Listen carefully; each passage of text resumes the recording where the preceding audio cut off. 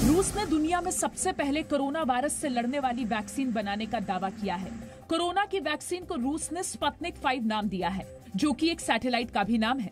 रूस के राष्ट्रपति व्लादिमीर पुतिन ने कहा कि उनका देश वैक्सीन रजिस्टर कराने वाला दुनिया का पहला देश बन गया है। व्लादिमीर पुतिन ने बताया कि कोरोना की वैक्सीन उनकी 2 बेटियों में से एक बेटी को दी गई है और अब वो बेहतर महसूस कर रही हैं। पुतिन ने कहा, वैक्सीन सभी जरूरी टेस्ट से होकर गुजरी है। विश्व स्वास्थ्य संगठन ने कहा कि रूस ने कोरोना वैक्सीन से जुड़ी कोई जानकारी नहीं दी है। देश में कोरोना वायरस संक्रमण से सबसे ज्यादा प्रभावित 10 राज्यों के मुख्यमंत्रियों से प्रधानमंत्री नरेंद्र मोदी ने बात की है। वीडियो कॉन्फ्रेंसिंग के जरिए प्रधानमंत्री ने मुख्यमंत्रियों से कहा कि लोगों में विश्वास बढ़ा है और डर भी कम हुआ है। प्रधानमंत्री ने कहा कि कोरोना से मृत्यु दर को 1% से भी नीचे लाने का लक्ष्य हासिल करने की कोशिश करें। चाहे केंद्र सरकार हो, चाहे राज्य सरकार हो, हम अनुभव कर रहे हैं कि हम लगातार एक टीम बनकर के काम कर पा रहे हैं और यही टीम स्पिरिट जो है वो एक परिणाम लाने में हम सफल हुए हैं। देश में कोरोना की लगातार तेज होती रफ्तार आज थोड़ी कम हुई। बीते 24 घंटे में संक्रमण के 53,601 नए मामले मिले हैं। 24 घंटे में 871 मरीजों की कोरोना से मौत हुई। इसी के साथ देश में कोरोना मरीजों की कुल संख्या 22,68,675 हो गई है। पूर्व राष्ट्रपति प्रणब मुखर्जी की हालत नाजुक बनी हुई है। दिल्ली में सेना के रिसर्च एंड रेफरल अस्पताल में प्रणब मुखर्जी वेंटिलेटर पर हैं। अस्पताल ने कहा है कि ब्रेन सर्जरी के बाद पूर्व राष्ट्रपति की हालत में कोई सुधार नहीं हुआ है। सर्जरी से पहले 84 साल के प्रणब मुखर्जी कोरोना से संक्रमित पाए गए थे। प्रणब मुखर्जी को सोमवार दोपहर 12:07 पर दिल्ली कैंट के आर्मी अस्पताल में भर्ती कराया गया था।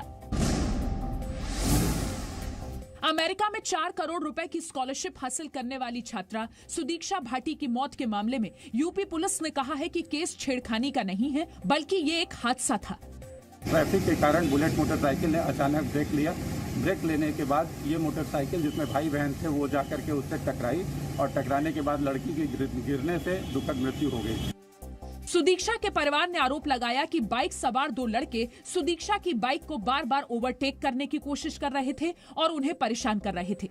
मंचलों को ही जिम्मेवार मानता हूं, जो ऐसे वो करते हैं, शायद किसी और के साथ भी ना हो। उनके सख्त कार्रवाई की जाए उनके खिलाफ। सुदीक्षा गौतम बुद्ध नगर में अपने घर से चाचा के साथ बुलंदशहर जा रही थी। सोमवार को बाइक से नीचे गिरने की वजह से सुदीक्षा की मौके पर ही मौत हो गई। सुप्रीम कोर्ट ने सुशांत केस को बिहार से मुंबई ट्रांसफर करने की रिया चक्रवर्ती की मांग वाली याचिका पर फैसला सुरक्षित रख लिया है। सुप्रीम कोर्ट ने कहा है कि इस केस से जुड़े सभी पक्ष अपनी लिखित दलील गुरुवार तक जमा करा दें। इस केस में रिया चक्रवर्ती की ओर से सुप्रीम कोर्ट में कहा गया कि सीबीआई को सुशांत केस की जांच की इजाजत न दी जाए। महाराष्ट्र सरकार की ओर से कहा गया, बिहार पुलिस की जांच और केस को सीबीआई को सौंप देना गैर कानूनी है। बिहार सरकार की ओर से कहा गया, राजनीतिक दबाव की वजह से महाराष्ट्र में अब तक सुशांत केस में एफआईआर दर्ज नहीं हुई। अब जब मामला उनके पर आ रहा है और उनके ऊपर शिकंजा जब कस रहा है धीरे धीरे, क्योंकि सारे तथ्य उनके खिलाफ आ रहे हैं और उनका इन्वॉल्वमेंट इस पूरे संगीन क्राइम में इस्टेब्लिश होता जा रहा है रोज दिन पर दिन, अब उनको मीडिया ट्रायल सडनली लग रहा है। तो इसलिए इस तरह की बातें जो हैं वो बिल्कुल बेबुनियाद हैं। सच्चाई जानने का हक हर इंसान को इस देश में है। सुशांत सिंह राजपूत की फोरेंसिक रिपोर्ट से खुलासा हुआ है कि उनके शरीर में जहरीला पदार्थ नहीं मिला और न ही शरीर पर चोट के निशान थे। प्रवर्तन निदेशालय सुशांत सिंह केस में एक्टर रिया चक्रवर्ती के दिए जवाबों से संतुष्ट नहीं है।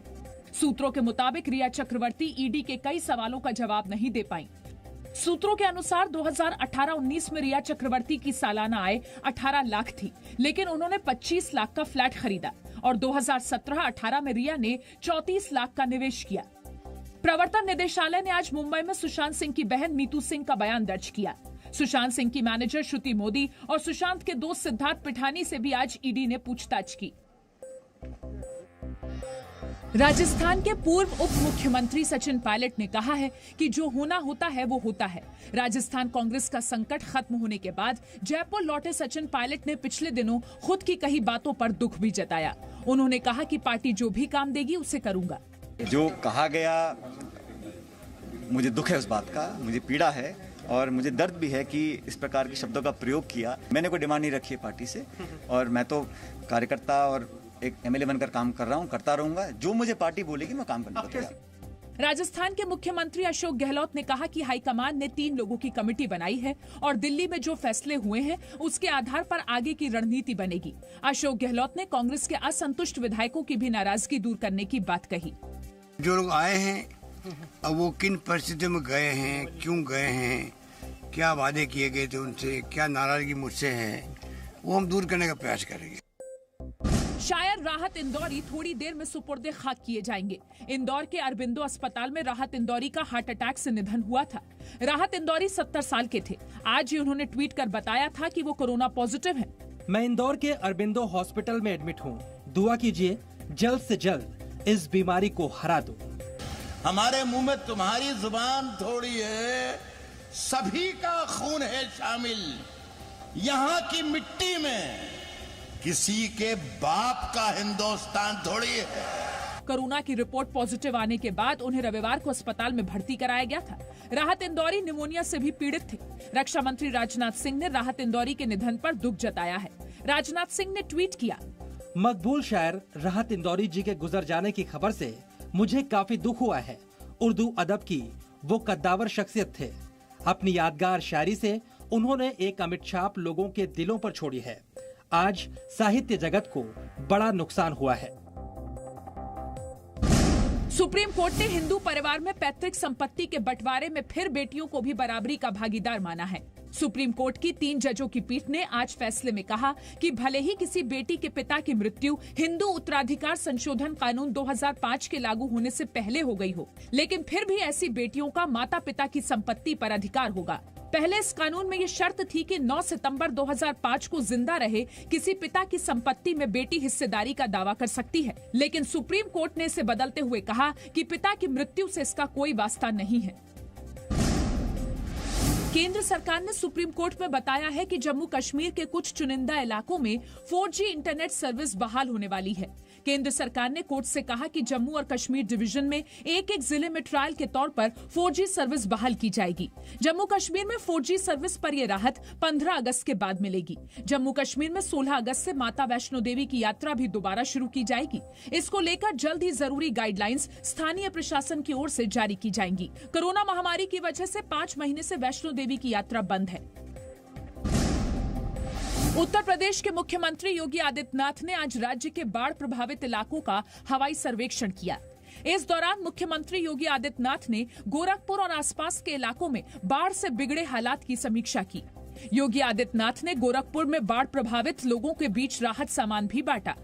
मुख्यमंत्री ने बाढ़ की त्रासदी के बीच कोरोना संकट से निपटने के लिए सामाजिक दूरी और मास्क पहनने की भी अपील लोगों से की।